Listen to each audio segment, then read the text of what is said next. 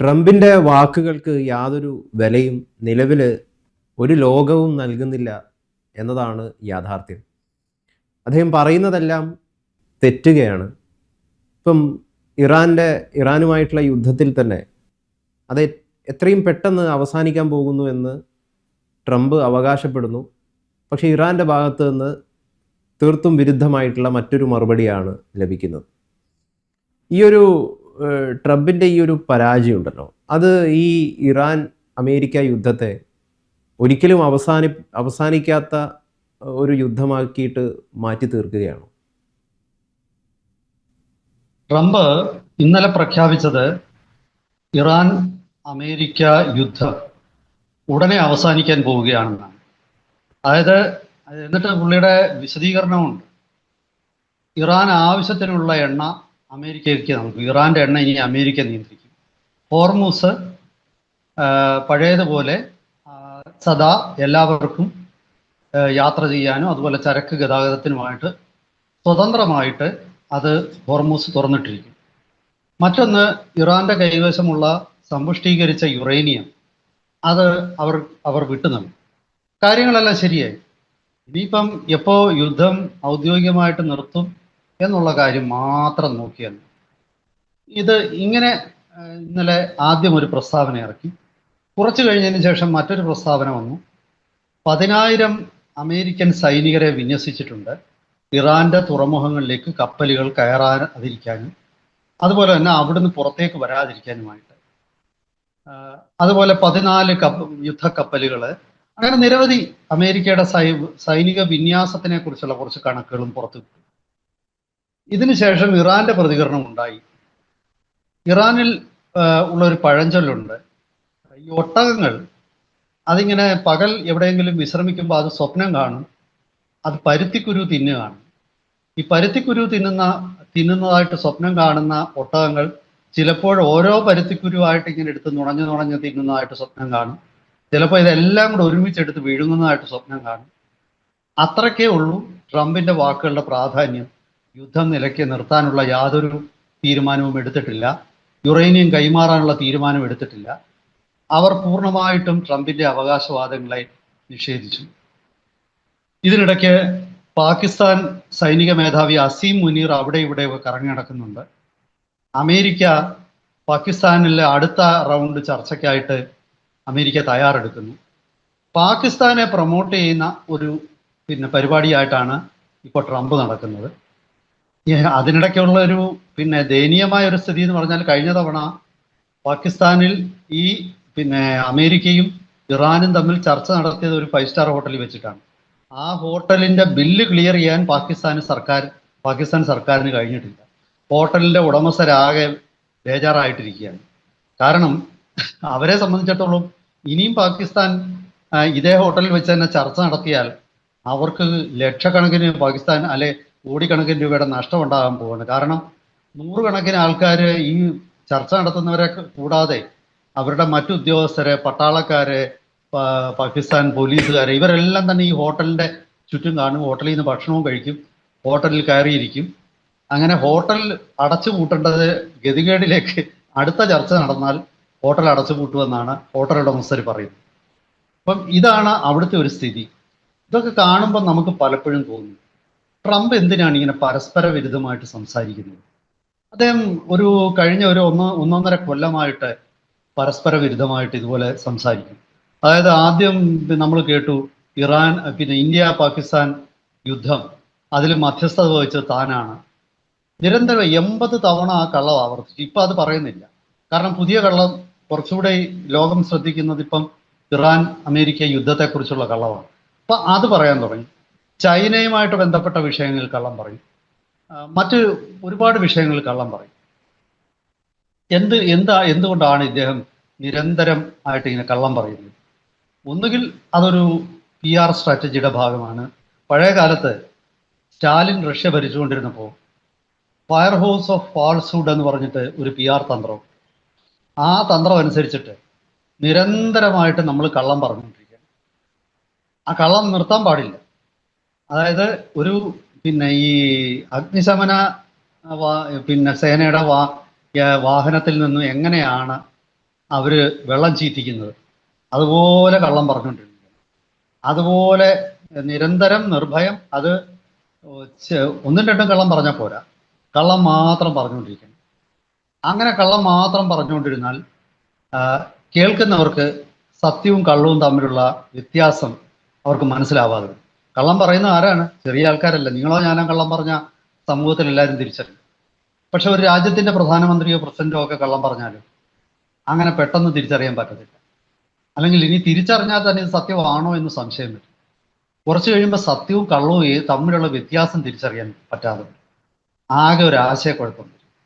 അപ്പം ഇതൊരു പ്രൊപ്പഗണ്ട യുദ്ധത്തിന്റെ ഭാഗമായിട്ട് എടുത്ത് ആ പ്രൊപ്പഗണ്ടയിലൂടെ യുദ്ധം ജയിച്ചതായിട്ട് പ്രഖ്യാപിച്ചുകൊണ്ട്, അതുപോലെ തന്നെ ഇറാന്റെ ഈ മനോവീര്യം തകർക്കാൻ, അതായത് യുദ്ധം അവസാനിക്കാൻ പോകുന്നു എന്ന് പറയുമ്പോൾ ചില ആൾക്കാരെങ്കിലും അതിൽ സന്തോഷിക്കും. അപ്പോൾ അവരത് പ്രതീക്ഷിച്ചിരിക്കും. യുദ്ധം അവസാനിച്ചില്ല എന്ന് കാണുമ്പോൾ അവർക്ക് അവരുടെ സർക്കാരിനോട് ദേഷ്യം വരും. ഇങ്ങനെയൊക്കെയുള്ള ഒരുപാട് കാര്യങ്ങളാണ്. അപ്പം ഇത് എല്ലാവരും തിരിച്ചു ചോദിക്കാം, ഇതൊക്കെ അമേരിക്കയ്ക്കും ബാധകമല്ലേ? അമേരിക്കയിലെ ജനങ്ങളും ഇതൊക്കെ കണ്ടുകൊണ്ടിരിക്കുകയല്ലേ? അവർക്കും കുറച്ച് കഴിയുമ്പം ദേഷ്യം വരുത്തില്ലേ? അല്ലെങ്കിൽ അവർക്ക് ട്രംപിലുള്ള വിശ്വാസം നഷ്ടപ്പെടില്ലേ എന്നൊക്കെ ചോദിക്കാം. പക്ഷെ ഇത് പലപ്പോഴും ഈ പ്രൊപ്പഗണ്ട അമേരിക്കയിലെ മാധ്യമങ്ങളുമായിട്ട് ബന്ധപ്പെട്ടിട്ട് അമേരിക്കയ്ക്കുള്ളിൽ അത് വേറൊരു രീതിയിലായിരിക്കും അത് പ്രചരിപ്പിക്കുന്നത്, അമേരിക്കയുടെ പുറത്ത് വേറൊരു രീതിയിലായിരിക്കും പ്രചരിപ്പിക്കുന്നത്. ഇത് മാധ്യമങ്ങളും ട്രംപും തമ്മിലുള്ള ഒരു ധാരണയുടെ അടിസ്ഥാനത്തിലാണ്.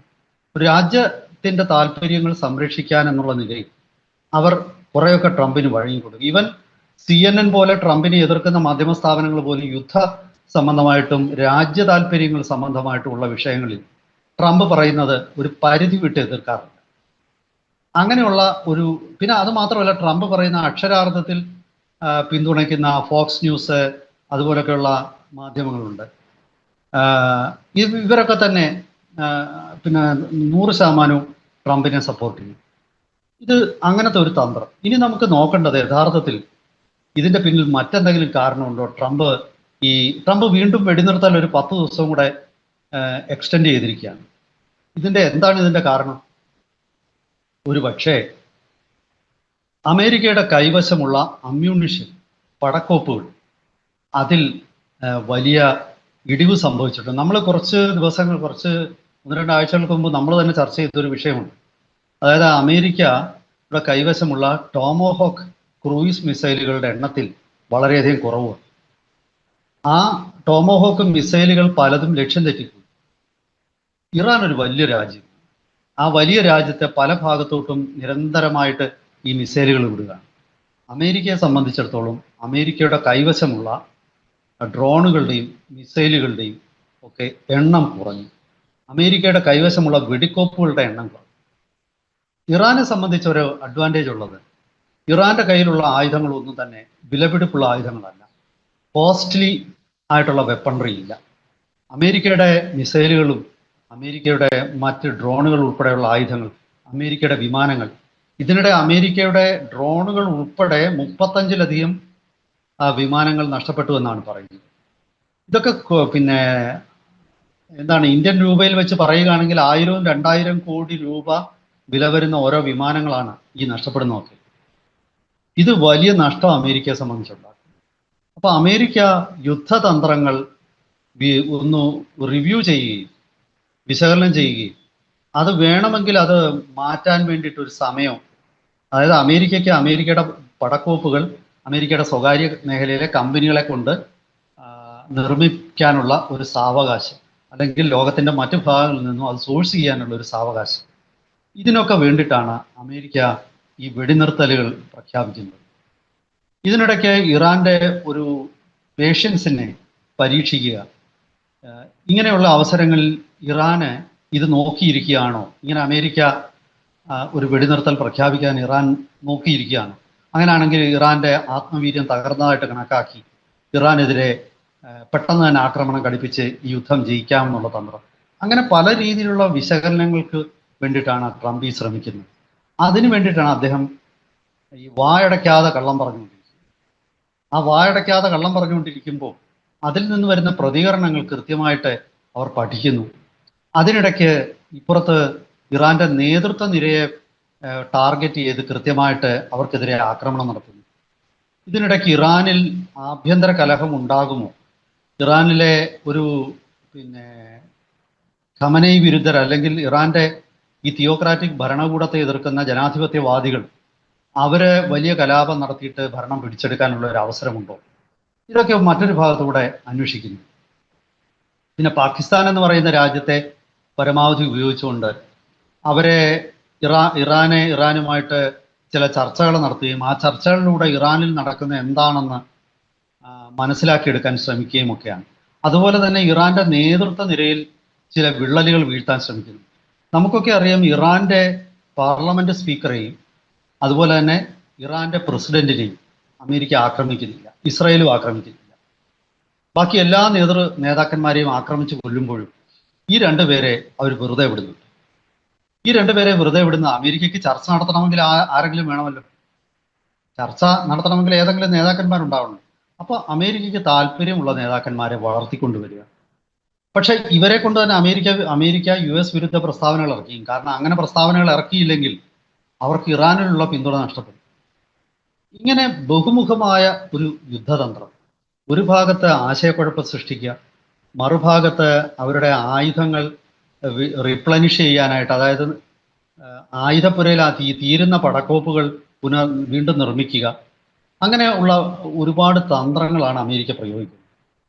ഇപ്പോൾ ഏറ്റവും ഒടുവിലത്തെ മറ്റൊരു തന്ത്രമാണ് ഇറാന്റെ സമ്പദ്ഘടനയെ തകർക്കുക എന്നുള്ളത്. കാരണം യുദ്ധം തുടങ്ങുമ്പോൾ ഇറാന് എണ്ണ പരിമിതമായ രീതിയിൽ ക്രൂഡ് ഓയിൽ വിൽക്കാനുള്ള അവകാശം അമേരിക്ക കൊടുത്തിരുന്നു. കാരണം അത് ഇറാനോടുള്ള സ്നേഹം കൊണ്ടല്ല, ലോകരാജ്യങ്ങളിൽ ക്രൂഡ് ഓയിലിൻ്റെ വില അനിയന്ത്രിതമായി വർദ്ധിക്കുമോ എന്നുള്ള ഒരു ആശങ്ക നിമിത്തമാണ്. ആ ആശങ്ക നിമിത്തമാണ് ഇറാന് കുറച്ച് എണ്ണ വിൽക്കാനുള്ള അവകാശം കൊടുത്തത്. പക്ഷെ ഇപ്പോൾ അമേരിക്ക മനസ്സിലാക്കുന്നത്, അങ്ങനെ ഇറാൻ എണ്ണ വിൽക്കാനുള്ള അവകാശം കൊടുത്താൽ സ്വാഭാവികമായിട്ടും ഇറാന് ആയുധങ്ങൾ വാങ്ങാൻ ആവശ്യത്തിന് പണം കിട്ടും. ഇറാനെ സംബന്ധിച്ചിടത്തോളം മറ്റ് സാമ്പത്തിക ബുദ്ധിമുട്ടുകൾ ഉണ്ടാവില്ല. ഇത് ആ രാജ്യത്തെ മൊത്തത്തിൽ ഒന്ന് സ്റ്റെബിലൈസ് ചെയ്യും. അങ്ങനെ ചെയ്യാതിരിക്കാനാണ് ഏറ്റവും ഒടുവിൽ ഉപരോധം കൊണ്ടുവന്നിരിക്കുന്നത്. ഉപരോധം കൊണ്ടുവന്നപ്പോൾ എന്നിട്ട് ട്രംപ് ഇപ്പോൾ പറയുന്നുണ്ട്, ഞങ്ങൾ ജയിച്ചു കഴിഞ്ഞു, ഇനി ആവശ്യത്തിന് എണ്ണ എല്ലാവർക്കും കിട്ടും, എണ്ണ വില പഴയതിലും താഴാൻ പോവുകയാണ്. എങ്ങനെ ഒരു ഭരണാധികാരിക്ക് ഇത്തരം പച്ചക്കള്ളങ്ങൾ പറയാൻ കഴിയും എന്നുള്ളത് എനിക്ക് തോന്നുന്നില്ല ലോക ചരിത്രത്തിൽ ഇതിന് സമാനതകളുണ്ടെന്ന്. ട്രംപിന്റെ ഈ പച്ചക്കള്ളവും, അതായത് ഈ പലതരം കള്ളങ്ങളുണ്ടെന്നാണ് ഇംഗ്ലീഷിൽ പല വാക്കുകളുണ്ട് കള്ളത്തിന്. ഇപ്പൊ റെഡ് ലൈ എന്ന് പറഞ്ഞു കഴിഞ്ഞാൽ പൂർണ്ണമായിട്ടും നമ്മൾ കള്ളം, അത് നമ്മൾ ഇല്ലാത്ത കാര്യങ്ങൾ ഉണ്ടാക്കി പറയും, അതിനാണ് റെഡ് ലൈ എന്ന് പറയും. ഈ അഡ്വർടൈസ്മെന്റ് ഇൻഡസ്ട്രിയിൽ ചില കള്ളങ്ങൾ പറയും, അതായത് ഇല്ലാത്ത ഗുണങ്ങൾ. ഇന്ന മരുന്ന് കഴിഞ്ഞാൽ ഇപ്പം നമ്മൾ പഴയ കാലത്തൊക്കെ കാണും, ജീവൻ ടോൺ അല്ലെങ്കിൽ ചവനപ്രാശം, ഇതൊക്കെ കഴിച്ചു കഴിഞ്ഞാൽ പെട്ടെന്ന് മസിലൊക്കെ വന്നിരിക്കുന്ന ആൾക്കാർ, അതിനാണ് ഈ പഫറി എന്ന് പറയുന്നത്. പഫറി എന്ന് പറഞ്ഞാൽ കുറച്ചൊരു കള്ളം കൂടെ കൂട്ടിച്ചേർത്തുള്ളത്. വൈറ്റ് ലൈ എന്ന് പറയും, നിരുപദ്രവകരമായിട്ടുള്ള കള്ളങ്ങളുണ്ട്. അതിപ്പം ആർക്കും ഉപദ്രവം ഉണ്ടാക്കത്തില്ല, പറയുന്ന ആളിനൊരു മെച്ചം കിട്ടുകയും ചെയ്യും, അതിന് വൈറ്റ് ലൈ. പക്ഷെ ട്രംപ് ഈ കള്ളങ്ങളുടെ പരമ്പരാഗത ഡെഫിനിഷൻ ഉണ്ടല്ലോ, അതായത് നിർവചനം, ആ നിർവചനത്തിന് അപ്പുറത്തേക്ക് കള്ളങ്ങളുടെ നിർവചനത്തിലേക്ക് പോകും. അപ്പൊ എനിക്ക് തോന്നുന്നു അദ്ദേഹം അധികാരമൊഴിഞ്ഞാലും ട്രംപ് കള്ളങ്ങളുടെ ഒരു ചക്രവർത്തിയായിട്ട് ലോകം കണ്ടിട്ടുള്ള, ഇത്രയധികം കള്ളം പറഞ്ഞിട്ടുള്ള ഒരു നേതാവ് ലോക ചരിത്രത്തിൽ ഉണ്ടാവുമെന്ന് എനിക്ക് തോന്നുന്നില്ല.